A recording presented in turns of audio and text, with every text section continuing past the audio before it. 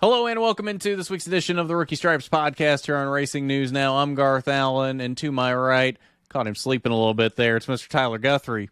How's it going today, man? How's it going with you? Just another good weekend of racing in the NASCAR world. Nothing to talk about in IndyCar or Formula One this weekend, so just a lot of NASCAR content. Tyler's basically going to be swallowing his mic this week because he got a new mic, but he's missing the cord that he needs to hook it into the computer, which he's going to hopefully get this week. So for now, to kind of alleviate my editing woes of trying to raise all of his audio, he's basically going to be licking the mic all night. So don't mind him. It's okay. It's normal Tyler behavior. And just let it go. Pretend like it's not happening because it's not. And if you ever need an XLR cable, don't bother. You're not going to find one. Apparently. Basically, yes. Yeah, he needs an XLR to USB and can't find it anywhere for some reason because he got the wrong mic. He was trying to get the same mic as I was getting, but apparently did not get the one that I got that actually has a USB input on the back of the mic. So F's in the chat for Tyler and his mic woes, but hopefully we'll have that resolved next week and Tyler won't sound like he's 10 miles away for the whole recording. And maybe I won't have to swallow the thing that shows up on my computer as a blue snowball. I mean, better than swallowing a yellow snowball. Those are the worst. Do not touch the yellow snows. That's right. So let's get into the racing from this weekend because there were some cars going around in circles this weekend, that being at the Phoenix Raceway, and those were some races. Yeah. Phoenix sucks. It's Phoenix. The sad thing is, and we were just talking about this, I think this was the best Phoenix Cup race in a while, and it still wasn't even that good. It was just, all they did with the reconfiguration of Phoenix was make it so that more cars can be next to each other, but they're still not able to pass, and it's just, there's not enough banking or something, and it's just, it's weird to me to see cars just make a beeline for the pit road exit wall, and I don't know.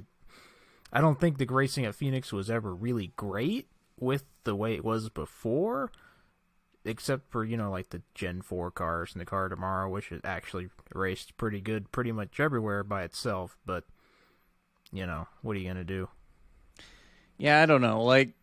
I agree. I don't think it was ever great at Phoenix, but I do think it was better when they had the grass back in the dog leg and you couldn't do the whole fanning out thing because, sure, it's exciting for a couple laps on the restart, but outside of that, it just accentuates how bad the rest of the race is, because once they get strung out from that, there's not much going on, ever.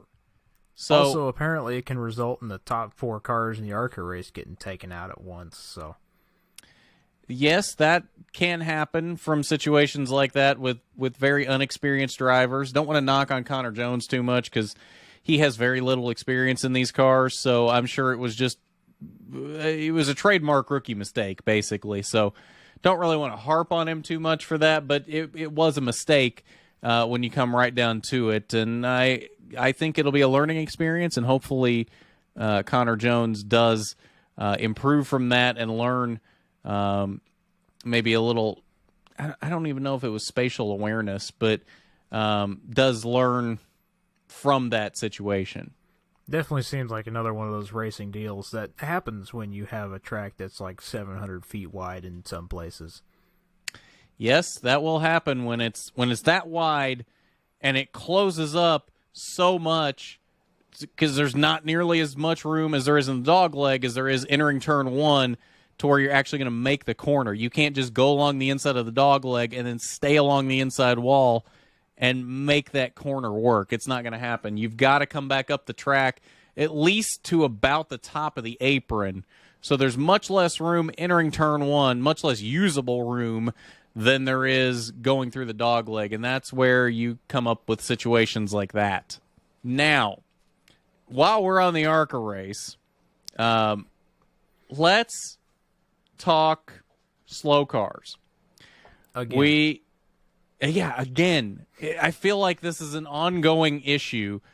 We talked about this at Daytona. I've talked about this in the past. What is happening with the slow cars in ARCA? Like, come on now. What I need some clarification on what minimum speed in ARCA is, because that's 2 races this year where very clearly looking at him and how fast he's going, AJ Moyer is going slower than he should have been going on the track and has caused an accident 2 out of 2 races this season because he's going too slow. The closing rate between him and who hit him? Christian Rose in turns 3 and 4 in this race was substantial, way faster of a closing rate than it should have been. And it's ridiculous that they are allowing a car that slow on the track to continually be on the track. He was able to continue racing after that accident. I saw him back on the track later in the race. There's no excuse for that. If he's making minimum speed is too low. And I'm tired of this whole, we don't want to exclude anybody from coming and racing with us. If they're being a danger to the racing product, then they shouldn't be out there racing. Plain and simple. Oh, and I think you got to define racing. I don't think racing is just driving around and making laps. I know for some people to get experience, yeah, it's a little bit understandable, but there was a section in the closing laps of the race where they're focused on the leader going around lap traffic, and all the lap traffic stayed on the low side, kept the racing line, and the leader just whipped by him at like 20 mile an hour faster than the rest of the lap cars. And it almost looked like we weren't even watching NASCAR anymore. It's almost like watching LMP1 cars go blowing past GT3s at Le Mans. It's just, it works for endurance racing. It doesn't work for NASCAR when you're on like a 1.5 mile short track. Well, this isn't even 1.5 miles. It's a mile. So I mean, you're closer quarters than even that, and it's just, especially doesn't help a Phoenix with the big old dog leg on the back, that you start getting cars fanning out 13, 14 wide, and all of them are going different speeds. They all come back together in turn 1, and what are you supposed to do when the car in front of you is doing 15 mile an hour slower than you are and you're trying to make the corner? I mean, there's no escape. I don't understand. I keep going back to this whole ARCA mindset of we don't want to turn anybody away. We want everybody to come and race with us if they want to race. Well, that's fine if they're actually racing. If they're not just out there logging laps that much slower than the rest of the field, at that point they're just a hazard. And I want to be clear, I'm not harping on every non-major team that's in ARCA. There are some really good underfunded drivers out there putting up some good results. We saw Greg Van Alst win at Daytona. Andy Jankowiak is always very competitive when he shows up in ARCA. Sean Corr is always extremely competitive when he shows up at Daytona and Talladega. There are guys that are very underfunded that come out there and are actually, they may not always be competing for the win, but they're at least up to speed, and they can have their own little race there in the mid-pack and sometimes be competitive and get up there with the faster cars. But then there's this group of cars that are just out there to log laps, that are just like, oh, I'm just happy to be here. I'm just happy that I'm in a big national NASCAR race. And those are the ones that cause the real problems. And I don't understand how that's acceptable. Yeah, and I wish there was like a different program, because I know ARCA is kind of just the road to NASCAR at this point. There's other routes to get to NASCAR, but if you're going for stock car racing and you're starting out, you're probably going to be looking at ARCA, either East and West or Menards. But I wish there was a way to get everybody in competitive equipment, so that way the equipment is not the question. It's the driver and how well they're doing. And I think, I don't want to be the iRacing fanatic and be all simulations the future, but it would be interesting to see.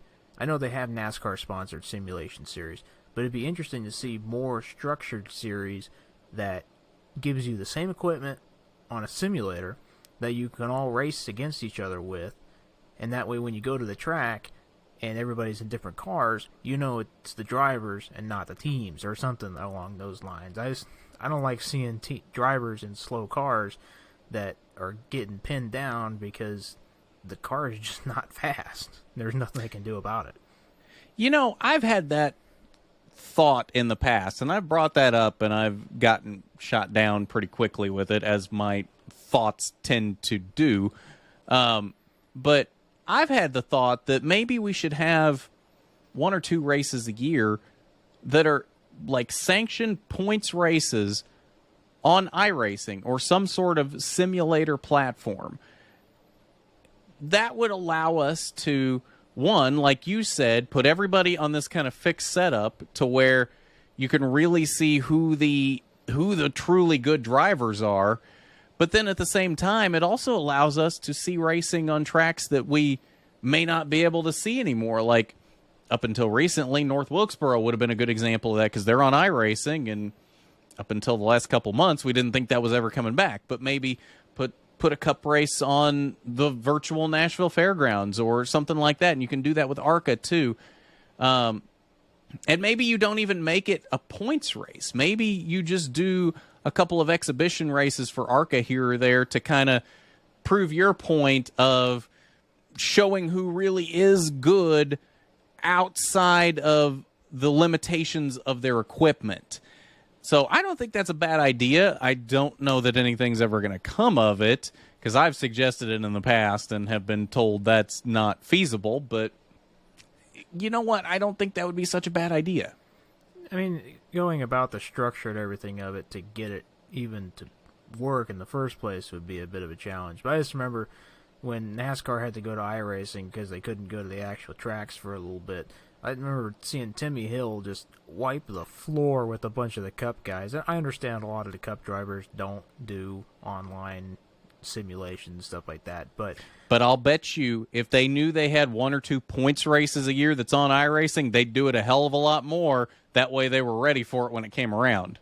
Yeah, that's a good point. But I did think it was interesting to see Cup drivers that they're in the same series as a lot of other drivers that we hold just high and mighty to everybody, but they were very competitive when given the same equipment. And then you see Timmy Hill. I'm not trying to rag on Timmy Hill here at all. I like Timmy Hill.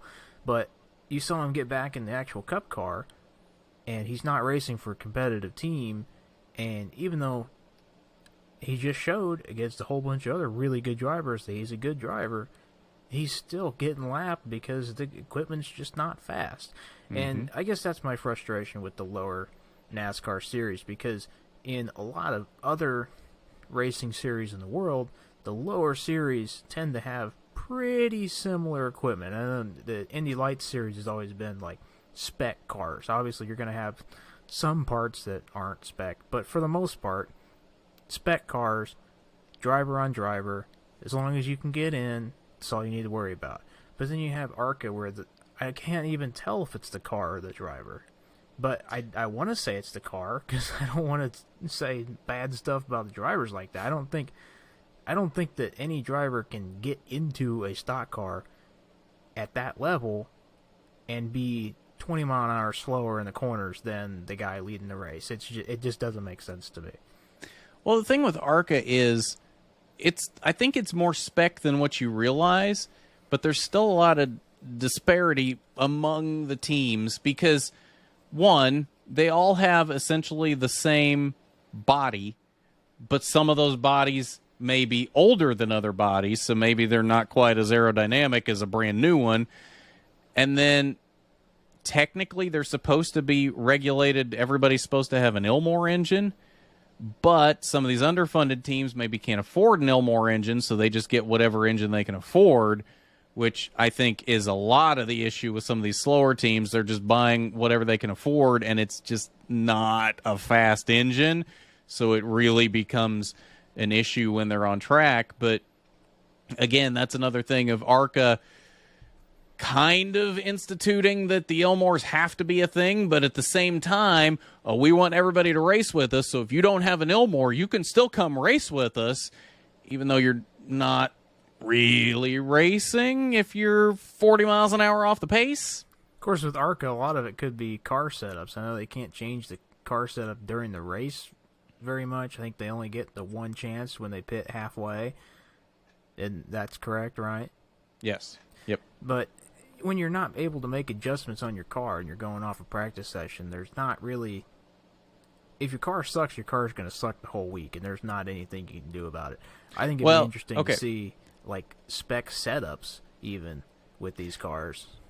I take that back. They could, if they wanted to, come down and make adjustments on pit stops, but they're not allowed to change tires or fuel except for on the brake caution. That's the only time they can change tires or fuel, but they could do wedge or whatever if they wanted to during other cautions. But the problem is there you're throwing away all your track position just for a wedge adjustment. That doesn't make sense. Right. But yeah, I think spec like setups for cars would be kind of interesting. Have somebody like maybe not appointed, but like a driver that's very well respected in the NASCAR organization get in a car and tune it the way most drivers would want it, and then just say, this is the setup for your car, this is what you need to run, and that way the equipment's pretty much the same too. I think that'd be an interesting route. Yeah, no, I think that's a pretty solid idea. As much sense as I think it makes, I don't know that they'd ever go in that direction. Oh, no, I don't expect them to. Yeah, but I would like to see that. I think that would be a great idea. Will they ever go in that direction, though? It remains to be seen. Yeah, I don't know. But also, on the ARCA race, I want to give a shout-out. I don't want to be all doom and gloom with ARCA. There's a lot of people that seem to think that's all I do with ARCA is complain about ARCA. Oh, no, the ARCA this, ARCA that. I'm just negative Nancy over here with ARCA. But no, I want to give a shout-out to Toni Breidinger. I have been very hard on her in the past and just ragging on her. And to be fair, she's not run well up to this point. She's had maybe very slight glimmers where she's been decent up to this point, but for the most part, she has majorly underperformed in that Venturini car. But I want to give credit where credit is due. She ran a fairly solid race on Friday. Now, was she a race win contender? No. Well, I don't think she was ever in the top 5. But she was in the top 10 all night in a fairly stacked field. We had more competitive cars in this race than what I expected us to have, because usually the West cars don't tend to stack up well with the main ARCA cars and the East cars. Generally, the East and the main ARCA cars, when they run in combo races, are generally a lot faster than the West cars. That was not the case this time. In fact, at the end of the race, we had 4 West cars in the top 5 in this race. But Toni Breidinger, until she had her late race accident, was top 10 all race long. Solidly 6th to 9th most of the night. So, could she have done a little better? Sure. But is she possibly turning the corner? And maybe we'll see more of this in the future. I hope so. I genuinely hope so. There's a lot of people that I think seem to think that I just don't like her and I won't like her no matter what. That's not the case at all. I want to see her do well. I just haven't seen her do well yet up until this race. And I was actually impressed with what I saw. And I truly do hope we see more out of her going forward. I do want to see her do well. And that equipment's been up at the front in every race we've only had 2 races this year, but the equipment has definitely been there. And I do think that it was nice and encouraging to see her in the top 10 for most of this race. I know Daytona's not really... I'm never going to judge a driver off of how they do at Daytona, ever, and Talladega. Well, I will say this about Daytona and Talladega. Up until this year, the Venturini Motorsports cars have flat out dominated those races, and we're still fast this year. But last year at Daytona and Talladega, her team got on her multiple times at both races for lifting in the corners. So that's one thing I will be very judgmental of her about.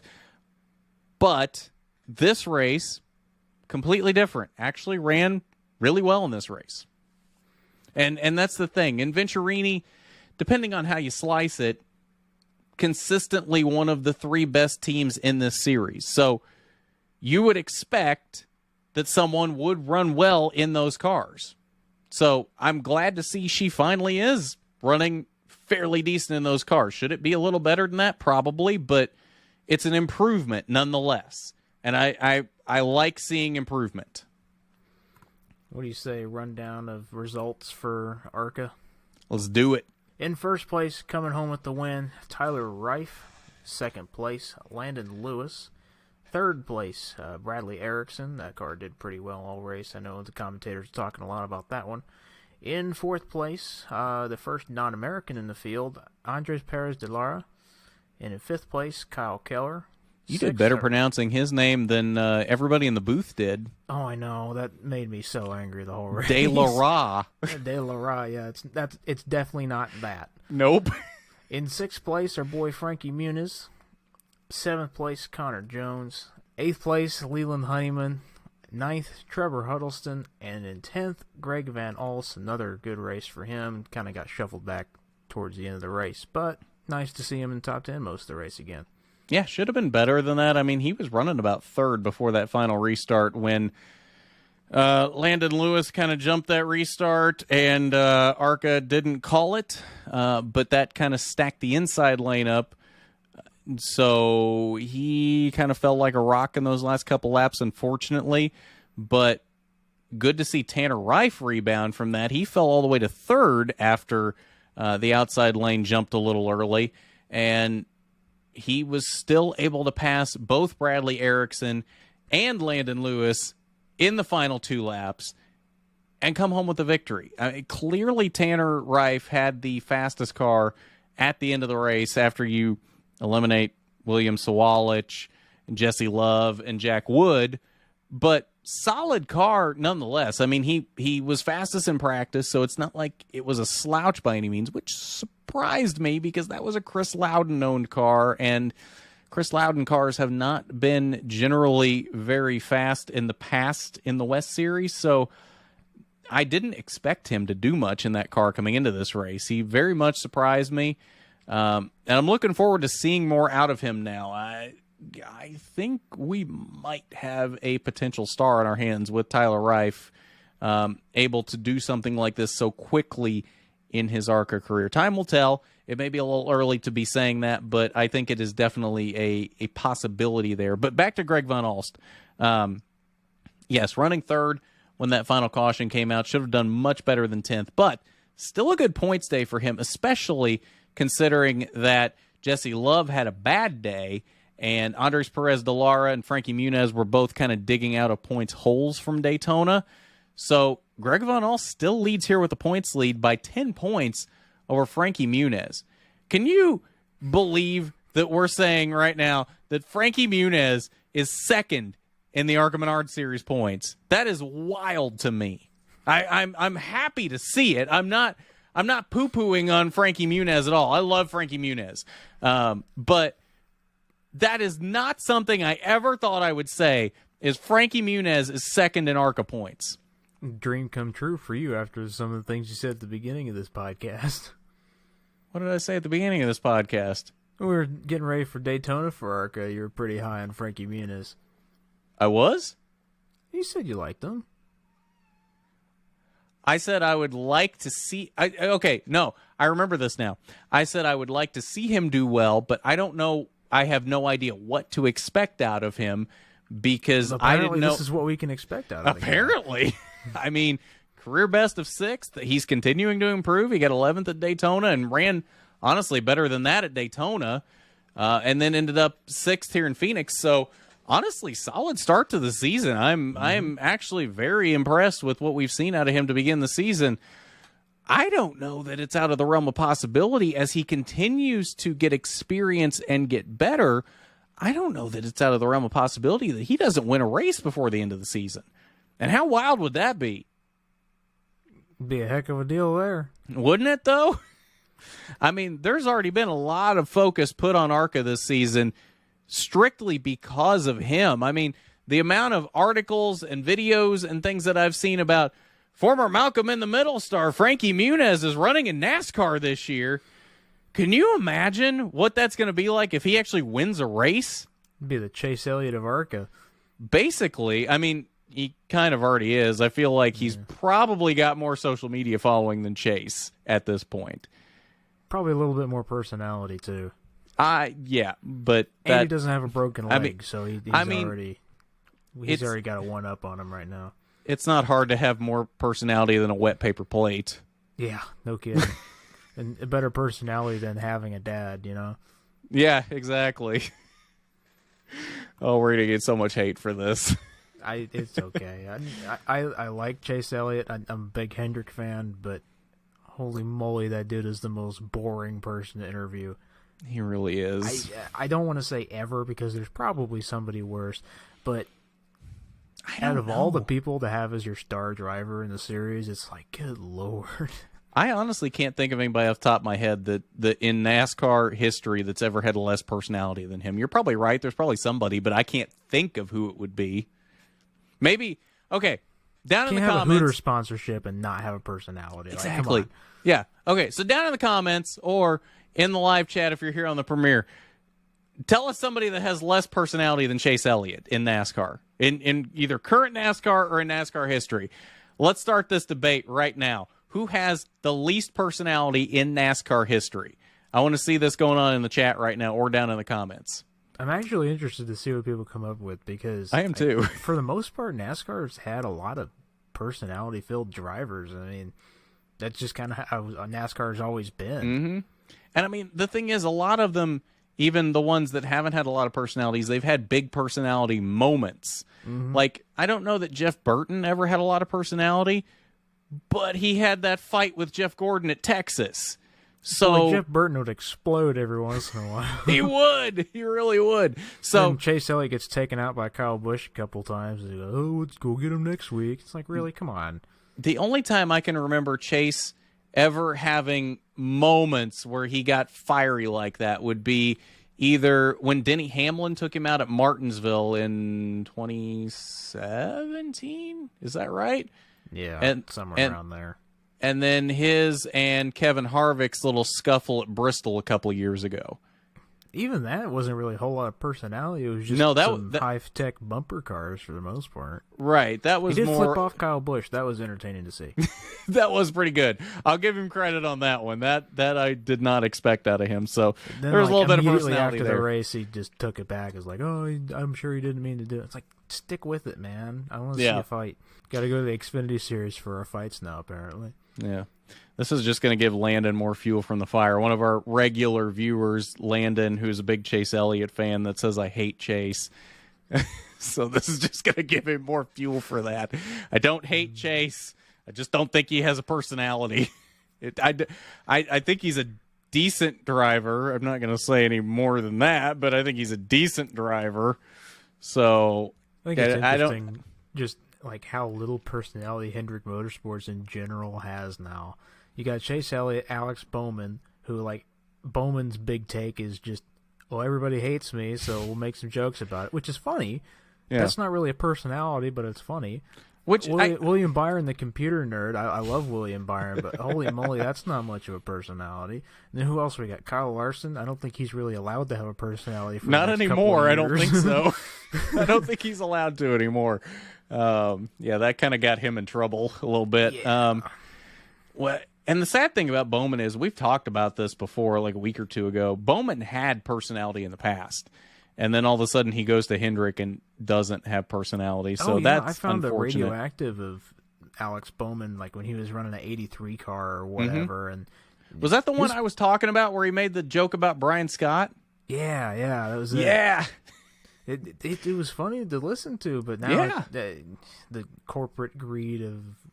I don't want to say that. I like Hendrick, but you know what I'm trying to get at. Well, I don't even know that it's so much Hendrick as it is you just got to stay very clean cut and professional for your sponsors. Especially for people like Ally, who said they weren't even going to sponsor Kyle Larson, and they made him completely change up all of Hendrick Motorsports just because they wouldn't sponsor Larson. Yep. But apparently they really like Bowman, so he's doing something right for them. So, I guess, or at least from what I've heard, they do. Being in the current mediocre half of Hendrick Motorsports is good enough for Ally, I guess. See, that's the thing with a lot of these sponsors these days is they don't necessarily have to have a winning driver. They just want to have somebody that they feel like is good for their brand. So it's not necessarily always about going up front and winning races and winning championships. It's more about somebody that can be a good spokesman for them. And I guess in Bowman's case, that's all they really need. Somebody that can be a good spokesman for them and can win a race every once in a while. So as long as he's got that going for him, I think he's got a pretty secure ride. Yeah, I don't think he has to worry about that at all, especially with the playoff format and how Bowman's been playing that the past couple of years. Get a win early in the season, kind of coast until playoffs start, get 1 or 2 more wins, and somehow you make it to the round of 8 usually. It does give their sponsors a lot of airtime, though. Mm-hmm. I will give them that. And I mean, that's the thing. A lot of these guys have figured out how to game this playoff system in terms of winning at the right times or just being consistent at the right times. You don't necessarily have to go out and win 10 races. Not under this current format. It helps, but it's definitely not the guarantee of a championship that it used to be, which is its own discussion for another day. It only even helps if you get deleted at one of the tracks in the playoffs, and then you just have a bunch of points to fall back on. Yeah, exactly. So, I mean, yeah, so in that case, I guess winning a lot could be good, or at least even just winning a bunch of stages to get those playoff points to fall back on. So, I mean, it is helpful, but again, it's not necessarily a guarantee, just like the 2020 champion Kevin Harvick. But yeah, that it is what it is. That's a whole nother discussion for another day. That could be a whole podcast episode in itself, talking about the intricacies of the playoffs and what works and what doesn't. Spoiler alert! Spoiler alert! I don't think most of it does. We don't want to do that. Not today, at least. Let's kick it into the Xfinity Series this weekend. Sammy Smith coming home with the win this weekend. What a good result for him. Ryan Truex in second, another good result. He was kind of running down Sammy Smith there at the end of the race. 2 Toyotas getting the top 2 spots. 2 Joe Sheldon Gibbs Creed cars. in third. What's up? 2 Joe Gibbs cars. Yeah, Joe Gibbs doing pretty well without Kyle Busch and Ty Gibbs and all them and Xfinity. Nice to see them still hanging around. Sheldon Creed in third place. Riley Herbst in fourth. Another relatively quiet, good result for Riley Herbst. I know there's a lot of different things circling around about Riley Herbst and his effectiveness or lack thereof as a driver sometimes. Fifth, you got Chandler Smith. In sixth place, John Hunter Nemechek. Seventh, Austin Hill, who did really well for most of this race. Again, I thought he was going to win again this week. 8th, Josh Berry. 9th, Kyle Busch. And 10th, Daniel Hemrick. Okay, so first off, congratulations to Sammy Smith. Super happy about that. Sammy Smith is a great kid. Got to know him a good deal when he was in ARCA. Sammy Smith is a good dude, and I see him doing very well as he continues to climb up the ladder. That's a kid with a lot of talent and somebody that I think, if he shows it, has a lot of personality too, unlike some other people. But he, I think, is going to be good for this sport going forward. So good to see him get that first Xfinity win. You mentioned Riley Herbst and his effectiveness as a driver, or as some people might say, lack thereof. He's been solidly consistent a lot in Xfinity recently. My favorite Riley Herbst memory was when he was in ARCA. He was splitting the 18 car with Ty Gibbs the year before Ty went full-time in ARCA. So this would have been, I guess, 2020. They go to Michigan. At this point, Riley has only won one ARCA race in his entire career, and it was Pocono in like 2017. I think it was, yeah, it had to be 2017 because it was before I started doing anything with ARCA for RNN. That was his only win up to that point, and it was 2020. He goes out, he's running second to Michael Self, I think it was, at Michigan, and they come in for the final pit stop, and he is having a complete flip out on the radio, just like, I will not finish second again. He goes out and wins the damn race. He was so mad that he was going to finish second again, and he refused to finish second. Favorite Riley Herbst memory. Even if he never does anything in NASCAR ever again, I will always remember that and cherish that Riley Herbst memory. That's good. That's almost like Chase Elliott when he started in the Cup Series. He kept finishing second and showed his lack of personality. And we'll get him next week and all that kind of stuff. But it's good to see Riley Herbst get some fire in him about that. I probably would too at that point. Yeah, because that was the thing. Like, it's not like he ran terrible. But, I mean, if you look at how Ty Gibbs ran the next year in that car, he won like 10 races in the championship. I would say Riley definitely, for the most part, underperformed in that JGR ARCA car. But I would argue there we're kind of comparing apples to oranges. You know, I don't think Riley Herbst is anywhere near the league of Ty Gibbs, but I don't think he's bad, you know. No, I absolutely agree. And that's kind of the point I was making, was he wasn't going out and dominating and winning a bunch of races, but he was still fairly consistent. He was top 5 most of the time in that car, so he was at least up there. And again, he would finish second a lot. And so I think that finally just got under his skin, and I think that might have even been his last ARCA race he ever ran. So I think that might have been part of it too. He didn't want to go out with another second place finish, so he's just like, I will not stand for this. I am going to win this race. It was great. It was fantastic. So yeah, shout out to Riley Herbst. I have seen a little bit of development out of Riley Herbst in the past couple of years, because I think when he first came to Xfinity, he kind of tore some stuff up and was really inconsistent. But last year, he was starting to get top 15s, top 10s a lot, and I think this year he's starting to get a lot of top 10s and a lot of some top 5s. And I think it's really only going to be a matter of time before he breaks through and finally wins an Xfinity Series race. I think he's starting to put a lot of it together, get a lot of experience, and getting a lot better the past couple of years. I think you're right, and I think it helps a lot that he's now got Cole Custer as a teammate. Yeah. Custer, even though Custer wasn't super successful in Cup, he's got that Cup experience that he can bring back down to the Xfinity Series now with him and elevate that entire team. What is that saying, that high tide raises all ships? So bringing in Custer, somebody with Cup experience and somebody who has been very successful in that exact same car in the Xfinity Series in the past, can honestly do nothing but help that entire program, both the 00 and the 98 cars. Yeah, and I remember a couple of races, I don't know, probably 2 years ago in the Xfinity, just when I was casually watching, seeing Cole Custer do really, really well in that car. And I do agree. I think that'll help Riley Herbst out a lot.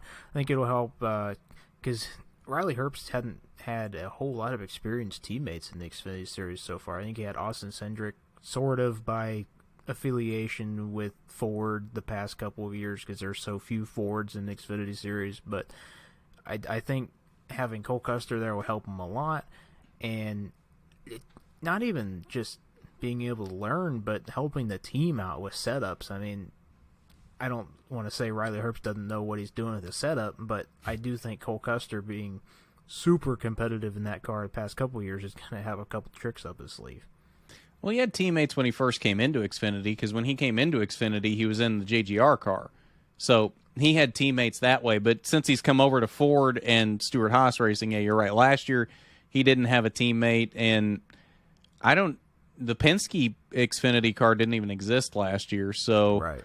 I don't know that there even was any real, true competitive Ford quote-unquote teammates that he would have had last year. I think the closest thing would probably have been like Ryan Sieg, and I mean Ryan Sieg.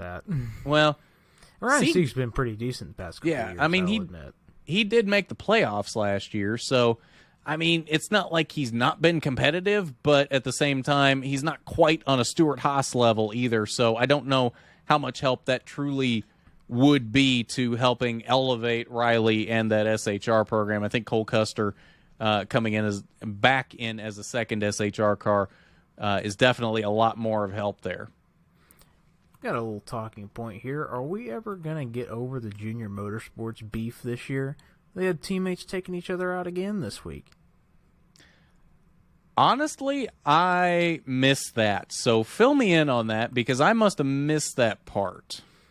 Josh Berry and Sam Mayer kind of got together. It sounded like Josh Berry is going a little bit slower than Sam Mayer thought he was going to be, and Mayer kind of dumped him in the middle of 3 and 4. Phoenix is stupid, so I forget which end is which. They keep changing where the start-finish line is, but yeah, they've only changed it once. They have only changed it once, but it still sucks. Yeah. It looks cool now. The cactus thing looks awesome. I love that. And it changes the yellow when they throw the caution out. I think that's cool. I love it when they do stuff like that. But just that doesn't help the racing product, though. Put it back where it was. That was not the problem with that. Nope. Not at all. Not at all. Anyway, you were explaining the Junior Motorsports thing? Yeah, it just seems like they're taking each other out all the time. And I think late in the race, Brandon Jones got into Justin Allgaier too, and it just a whole bunch of JRM stuff getting torn up between JRM cars. Yeah, it seems to be an interesting team dynamic this year, which the weird part is the only difference there this year is that they've got Brandon Jones instead of Noah Gragson in the 9 car. Outside of that, it's the same team.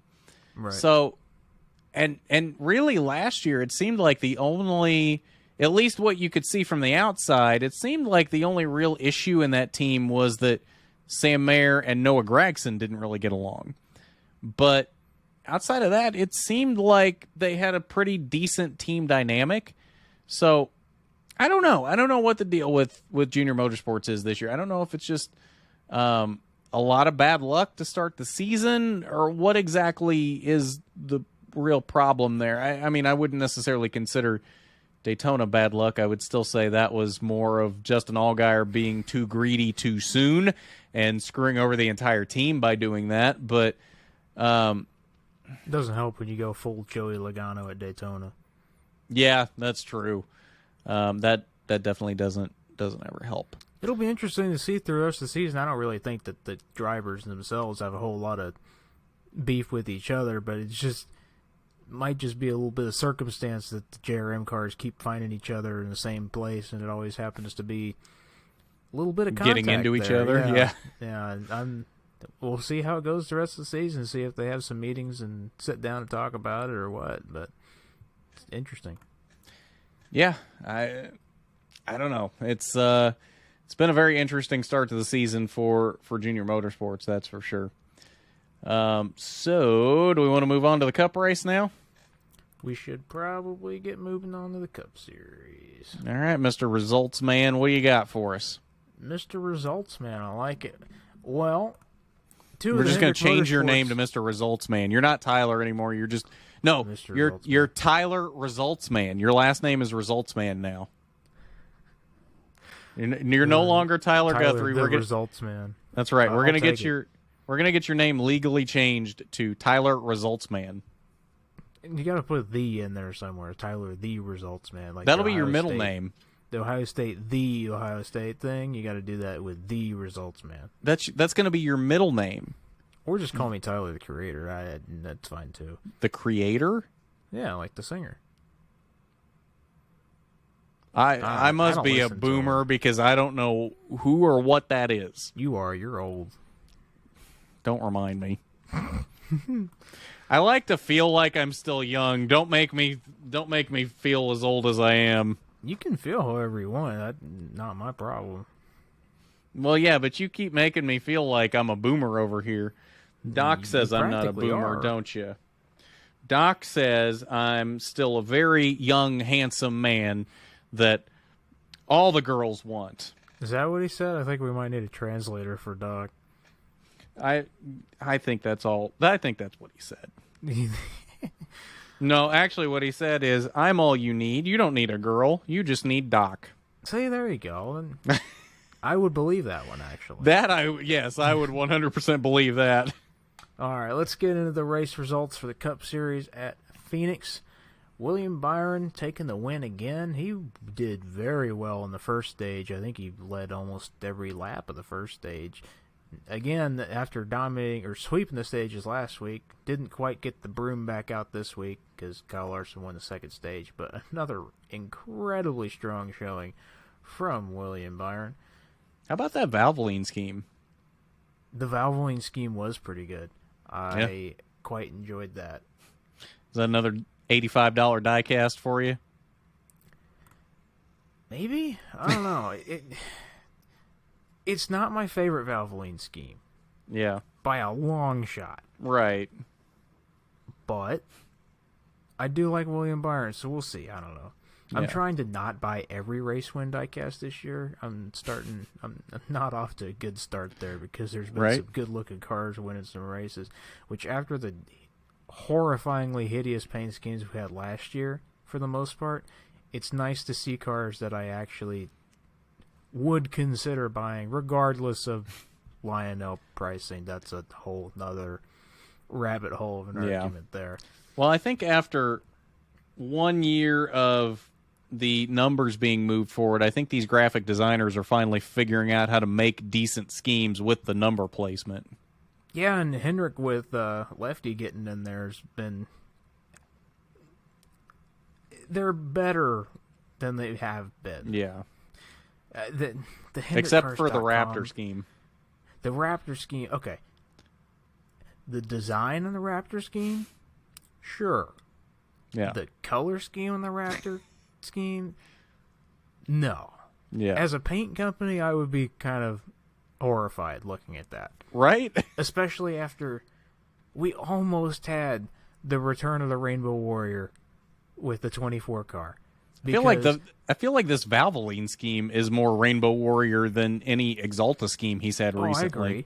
But the Exalta scheme that he had in 2021 and for the first 2 races of 2022 with the black base, the black matte base with the red and yellow, green, and blue stripes on it, I thought that was really cool.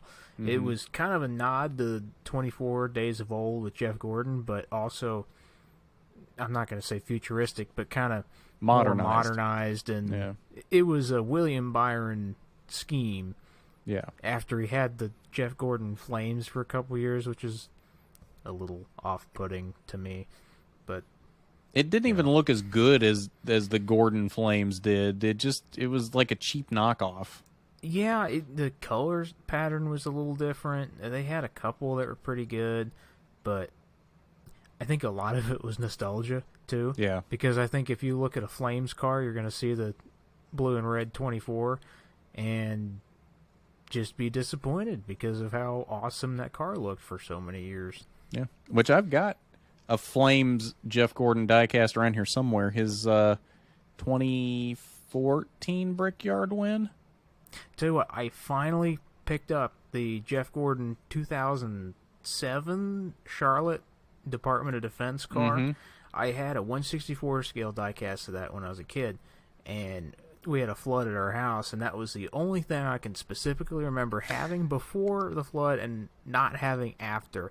And I finally found it for $45 on eBay in 1/24 scale. So that will be coming, and hopefully eventually I'll be able to get a backdrop like Garth has and put some diecast stuff up there to make it look like I actually like NASCAR. I need to show you some of my recent eBay finds. I've got some pretty cool ones I've picked up on eBay lately, like a Casey Mears 2004 SpongeBob movie scheme. There's a certain somebody in my life that would not really appreciate you showing me all of that. Oh, is that right? Yeah. Is that the one that you put a ring on her finger? I sure did, but I think we should be saving the money for other stuff than... Because I would buy some random Casey Mears diecast from 2004. Yeah. Yep. We should not do that. Yeah. And we should get through the rest of the race results for the Cup Series. In second, Ryan Blaney. I think that's his first good result of the year, isn't it? Had a top 10 or so, but I think it's been mostly underwhelming and not really entirely his fault. Third place, Tyler Reddick, finally showing some results in that car. Fourth, Kyle Larson, after I think he kind of got screwed a little bit in the middle of the race with his team and the setup. They didn't really follow the track as well as they could have, because the fifth place finisher, Kevin Harvick, went blowing past him in the middle of the race. Like he wasn't even there. it was nice to see Kevin Harvick doing well, but then, we had another overtime finish again. What disappointed me the most about Harvick was he couldn't cap this off as his 10th Phoenix win in what might have been his last Phoenix win. I mean, we don't know what's going to happen in the fall in what will, I guess, be his last race ever, but maybe he goes out on top with Phoenix and wins. That would be cool. Yeah, that would be really cool. I think, he did really well, so I think there's a legitimate possibility that he could do really well if he's still around for the Championship 4. But that's the biggest thing. He's got to make it to the Championship 4. Well, but the Fords have been really good at the mile-long flat tracks after they switched to the new car, so it's a definite possibility. Yeah, I mean, if anybody can do it and go out on top like that, it's going to be Harvick. I do think that'd be a really good story for NASCAR. Yep. Especially, you got a driver that's been successful for so long, retiring and going out on top. I think that'd be really cool to see. I think he's one of the most underrated drivers in history. Like, I honestly, with what he's done at Stewart-Haas, I think he should be in the GOAT conversation. If he had been in equipment like that his whole career, think of the numbers he would have put up, and if he hadn't been held back by RCR equipment. Well, and I'd argue even that just the level of outperformance he's had over his teammates at Stewart-Haas recently. I mean, you get Kurt Busch winning a race here or there just because he's Kurt Busch and that's what he did. But for the most part, Kevin Harvick was really the only person competitive on a consistent basis at Stewart-Haas, even when Tony Stewart was still there. Yep. No, you're exactly right. So, and that just lends credence to I truly believe that I don't know that he necessarily should outright 100% unequivocally be considered the GOAT, but I think he should at least be in the conversation because definitely top 10 and probably top 5 all time. I would probably argue Richard Petty, Dale Earnhardt, Jeff Gordon, and Jimmy Johnson and Kevin Harvick would be probably my top 5 at this point. That can be an off week or an off season podcast episode in itself. We have a GOAT discussion to who's actually the GOAT and what order we would put them in. We got to dress Doc up as a GOAT for that podcast. I'm sure he would love it, wouldn't you? Yes, you would. We'll finish out the top 10 here. In 6th place, Christopher Bell. 7th, Chase Briscoe, another good result for Stewart-Haas.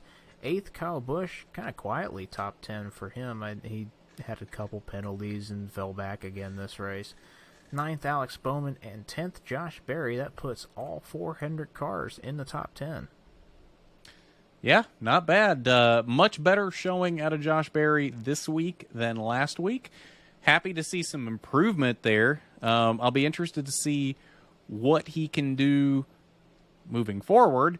Because, again, as good as his teammates have been, once he gets used to this next-gen car, is he going to be up there competing for wins, too, once he gets used to this car and gets used to the competitive level of the Cup Series?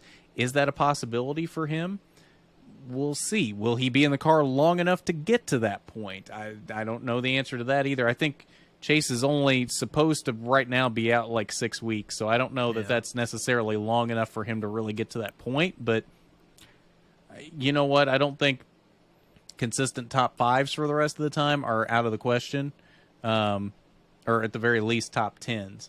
So, I mean, nothing he's against Josh Berry, but I cannot wait to see Jordan Taylor in that car at COTA. That's going to be awesome. I can't wait to see COTA, period, at this point. I mean, think about the names we've got already announced for that race. Jordan Taylor, Kimi Raikkonen, Jenson Button, 2 F1 world champions, and I'm not... Yeah, and Connor Daly. 2 F1 world champions and Connor Daly. Hey, I'm a big fan of Connor Daly. I am too. I love Connor Daly. We'll see what he can do in NASCAR, but I liked him for a while in IndyCar. I finally started listening to other podcasts, and I think I listened to that Speed Street podcast a little bit too much in the past week or so. It's a good one. No, Connor's fun. He's fun to watch race. He's got a heck of a personality outside of the track and just one of those awesome IndyCar people that you just love to be around.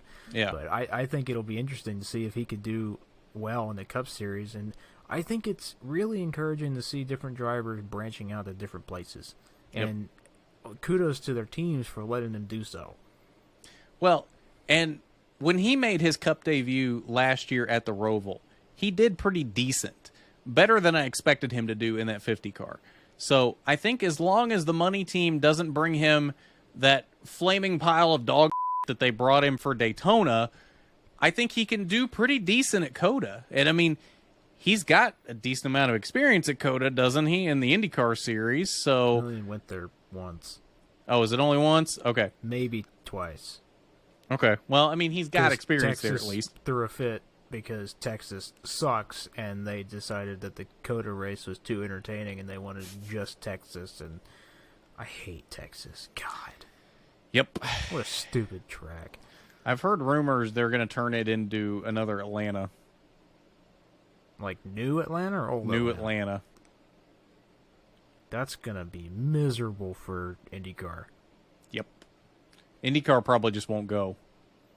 I don't think IndyCar could go. Can we just build a second Fontana? That goes back to the discussion we had the week of Fontana, though, is you could build another Fontana, but then you get who's Michigan. to say? Yeah, who's to say it wouldn't be the that Michigan is? I mean, Michigan could be fun. Michigan has never been fun. Honestly, with the way the current IndyCar package races on ovals, I wish they would go to more ovals. And there's another thing that I heard Connor Daly bring up in his podcast, along with a couple other IndyCar drivers, is why don't they go to more ovals? I know it's safety concerns and all that, but these cars race well. Even the Indy 500, I mean, for a couple years, it's the Indy 500, so I'm always going to be biased towards it. But for a couple years before they switched to GW12, it got a little bit boring.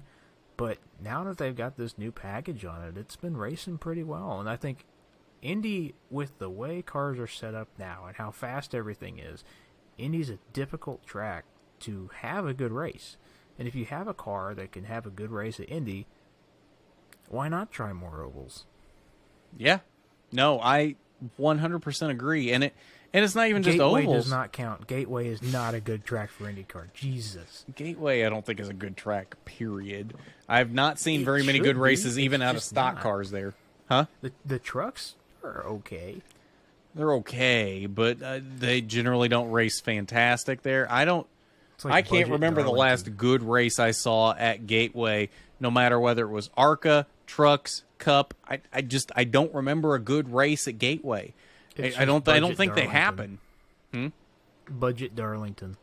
Pretty much, yeah. That's basically what it is, and it's not anywhere near as good as Darlington. No, Darlington IndyCar might have had like one good race, but now they refuse to have night races for some reason. Same thing with the Cup Series. I understand that the TV ratings dictate a lot of start times for this, but good lord, that track doesn't race good during the day. It barely races good at night. Yeah. But, I don't know. You get these tracks in the Midwest, especially St. Louis. That place is hot in the summer. And then they try to put all these cars on it in the middle of the day, and it's miserable. Nobody wants to be there sweating your butt off and when it's 110 degrees outside watching cars that aren't racing well because it's hot. And you could just put it a couple hours later and it wouldn't be quite as bad, but whatever. Well, and see, back to your point that the current IndyCar races really well on ovals. The current IndyCar races really well no matter where you put it. I mean, look at St. Pete last week. If you have any doubts on that, I don't think it matters where the current IndyCar goes. For the most part, they're going to put on a good show, which is even more of a travesty as to why they don't have good ratings and not as big of a fan base right now as they should. As an avid and lifelong NASCAR fan, I almost think IndyCar is a better product than NASCAR most of the time right now. That's not to say I don't still love NASCAR, but IndyCar is putting on a damn good product most weeks right now, and it's a shame they don't get any more of a following than they do. Yeah, I mean, if I want to sit down and watch a good race, I'm going to sit down and watch an IndyCar race. Yeah. There's a lot of good races in other sport, well, not sports, but different categories, but IndyCar, I can't really remember the last time there was an IndyCar race that I was just like, didn't like. And guess what? They can do that without stages, without playoffs. I mean... And every car is at least competitive. I think St. Pete, the whole qualifying grid was separated by 1.5 seconds between 27 cars. So what you're saying is they can do that without AJ Moyers in the field? Yeah, they even had that Peterson guy that still within however much of the rest of the field. IndyCar is incredibly talented, and the fact that different people can jump into IndyCars and do well, it's just a heck of a series, and they've got so much stuff going on with the cars that a lot of other series aren't doing, like no power steering, still fly-by-wire brakes. It is the most entertaining series to watch, in my opinion. Absolutely, I would agree with that. Most weeks, that is, and they're finally absolutely talking correct. about expanding to different tracks. Finally, it only took like forever. Yeah. Well, I think they kind of got pressured into that now that NASCAR is really changing up their schedule a lot, and then they are going to change it up a lot more in the coming years, supposedly. They keep saying every year they're going to blow up the schedule and make it completely different the next year, and then lo and behold, there's only like one or two schedule. changes. Yeah, so... Well, I guess my frustration is, we live sort of close to Indianapolis, so Indianapolis Motor Speedway is always going to be my second home, and I love watching them race Indianapolis Motor Speedway. There is not an excuse in the world for why IndyCar should have 2 road course races at IMS on the same configuration. If you put it on a different configuration of the course, we'll have that conversation later. You can't have 3 dates on the same track. I mean, obviously one's the Indy 500, but you can't have 3 races at the same place with a car that's that good and not expand your schedule. I don't get it. Well, I think their justification is one of those is part of the festivities of the month of May, so we can't get rid of that. I do love that idea. Yeah. And the other one is their big NASCAR doubleheader weekend, so that's a big deal, and they don't want to get rid of that either. Right. I think it'd be interesting if they used the old F1 circuit layout for the month of May race and then used the NASCAR style circuit for the fall race, because can you imagine them ripping around Oval Turn 1 after coming out of the infield and how fast they'd be? Even how competitive it'd be in the infield section with how little downforce they'd have to run to not get just blown by on the straights. I think that'd be a heck of a deal. Yeah, I agree. I think that would be cool. We'll see if that ever happens, but probably not. But it'd be cool. It would be. So you got through the results, didn't you? Yeah, we did top 10. Not really a whole lot happened in the Cup That was like race. 20 minutes ago at this point. Harrison Burton blew a tire. That's pretty much it. Yeah. No, I mean there wasn't a whole lot happening in the Cup race outside of yet again another late race overtime caution. I made a mention to someone late in the race that this feels like have you played the NASCAR Heat video games? Which one? Any of them. Any of the recent ones. Any of the ones from 704 games. Yeah, Heat 4. Okay, so you're going to know exactly what I'm talking about. Every single one of those races, they've got it programmed in to where there's going to be a late race caution and you're going to have like an overtime restart. That's what it feels like right now. It feels like these are pre-planned every single week. And I'm not sitting here trying to be a conspiracy theorist saying that NASCAR's rigged and it's all on a script and blah, blah, blah. That's not what I'm saying. But what I'm saying is it feels like NASCAR Heat with these pre-planned scripted cautions at the end to produce an overtime finish every single week. Well, the worst part about the Heat 4 game is no matter what I do, the last pit stop is always awful. I always lose like 14 spots in the last pit stop. And then we go into overtime, and then I'm supposed to drive past the rest of the field, and 2 labs. And I think the pit stops are intentionally like that because I know. if you notice in the NASCAR heat games, they don't show you the pit stops under caution. You just go from the menu right back into... So there's no rhyme or reason as to how many spots you gained or lose. It's just all random number generator. It's just wherever they decide to plop you. There's no... It's has nothing to do with how fast your pit crew is, if they made a mistake, anything. It's just whatever RNG says, that's where you're going to be. RNGs just don't like you. That's right. Maybe some other time during the off season we'll have a podcast about all sorts of different racing video games and how F1 has the best video game series in racing. It doesn't anymore. It's fallen off now that EA bought Codemasters. But then the NASCAR games suck, and the IndyCar games are redacted because the last one came out like 2006.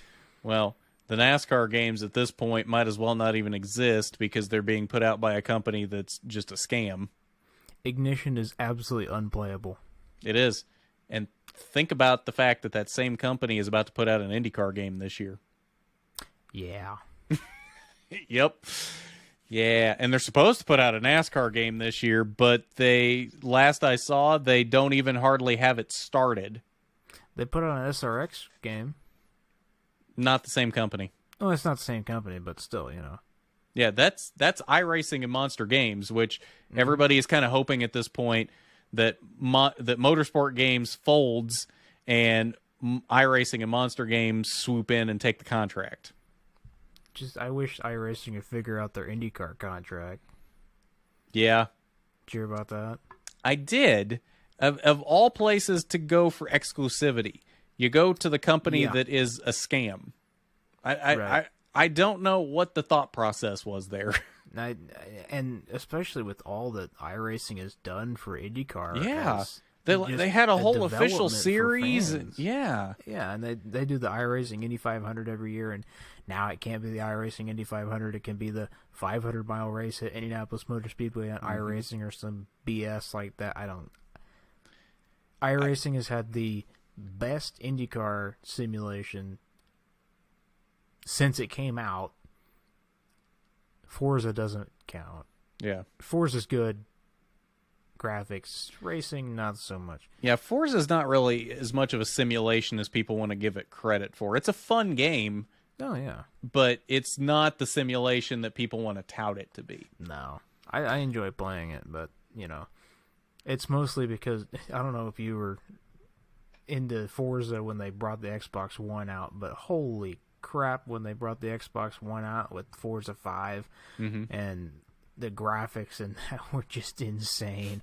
I remember that was the first game I played on Xbox One, and they had the IMS Road Course in it with the IndyCars from that year, and that was the first thing I loaded up and just blown away after playing the original Xbox.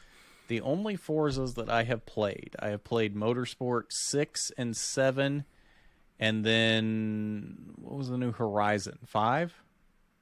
Yeah, I believe so. Yeah, the one that's in Australia, Mexico. That was it. Yeah. So yeah, those are the only 3 Forzas I played. Best Horizon. Yeah, by a lot. Where was that one? U.S. Oh, was it? Okay. That wasn't why it was the best, but it is by far my favorite of those. It was like Forza just planned out what they wanted to do with the game and thought about it for forever and launched the game, and it was perfect. And then every other game, they're like, let's tweak it a little bit. And it just... Yeah. It's the same game that somehow races worse. I don't get it. Yeah, that unfortunately makes all too much sense. Hot video game takes. That's right. Yeah, we talk about country music albums on here. We talk about paint schemes. We talk about video games. Are we sure this is a racing podcast? It's a podcast. It's whatever we make it to be. That's true. That is very true. All right, so we better get into predictions for this week. We've got Cup, Xfinity, and Trucks coming up this weekend from the Atlanta Motor Speedway. Trucks and Xfinity both on Saturday. Trucks will be at 2 p.m. Eastern on FS1, and Xfinity will be right after at 5 p.m. also on FS1. Cup will be on... Maybe. Sort of. Now that we're into daylight savings time, I don't think it will be. That's true. Darn it. Yeah. So close. Yeah. And then Cup at 3 p.m. on Sunday on Fox. Tyler, who you got for trucks? Noon. All right, for trucks this week, I'm going to take Christian Eckes. I think he's finally going to break through and win a race. I will probably be wrong because I have been with every other one of my picks so far on this podcast, but I think I got a good shot this week. To be fair, I've been wrong with all of my picks too. So it's not that you're doing terrible, or if you are, we're both doing terrible. So we could be terrible together. But I agree. I think Eckes is a strong pick. I mean, honestly, the way he started the season, I think he's probably a strong pick every week.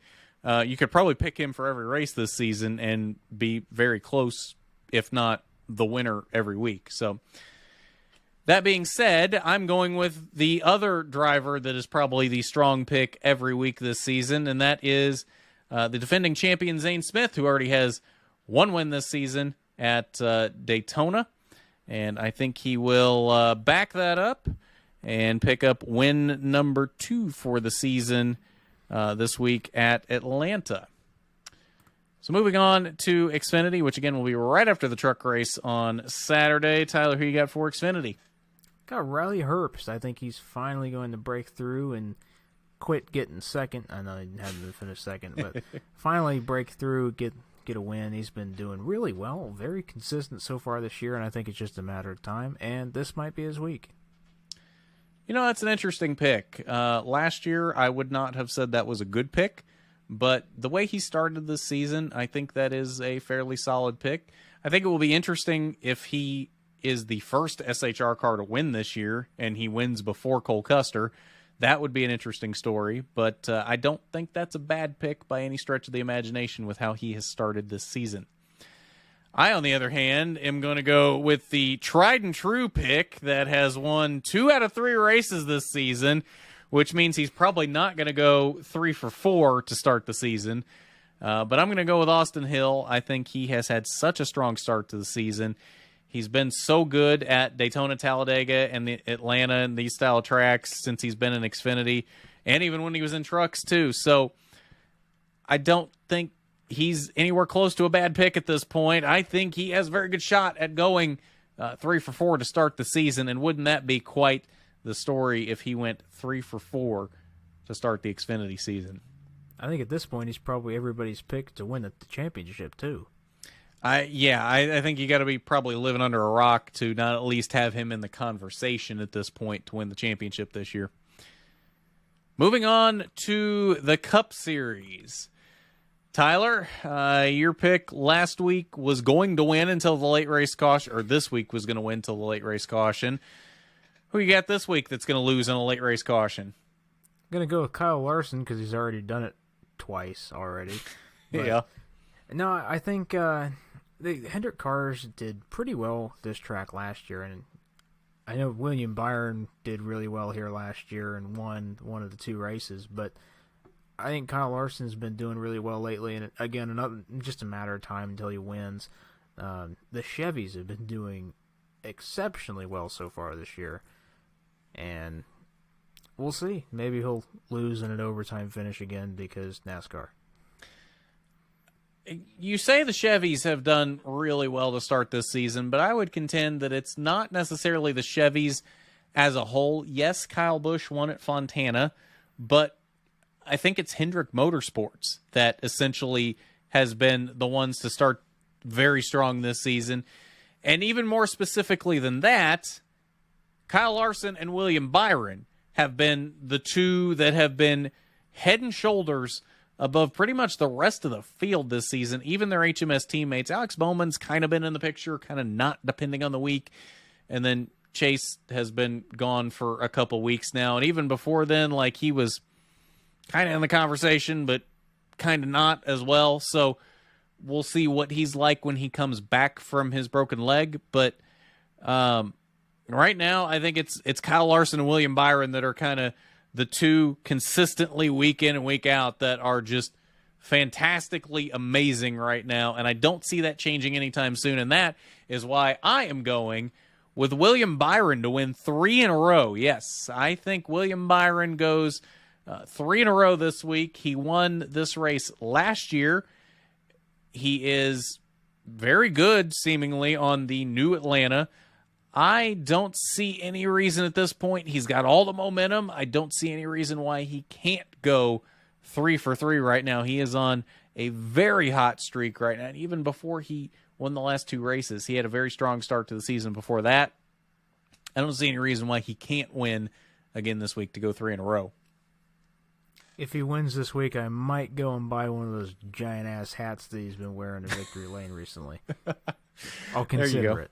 Wear it on the podcast, maybe. I don't even know what hat you're talking about. You're going to have to show me a picture of that, because I apparently have missed that. I don't know. It's like this freaking big on his head.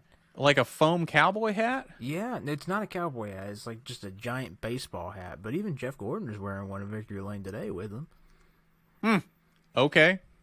That's interesting. I guess I didn't notice that. Yeah. That Hendrick personality, big hats. That's right. So, yeah, remember this. Next week, if Byron does win and Tyler doesn't have one of these big hats on, he's a liar. We got to wait for shipping. You can't expect me to have it here like 6 hours after the race ends. Okay, fair enough. So 2 weeks from now, if he doesn't have a giant hat on his head, he's a liar. Don't believe anything he says. Don't believe any of my picks so far this year either. Cause, yeah. I mean, we could use that argument for me too. So we suck. We do. Very much so. So we got Cup and Xfinity and trucks all at Atlanta next week. Formula One at Saudi Arabia if you would like to watch a parade next week.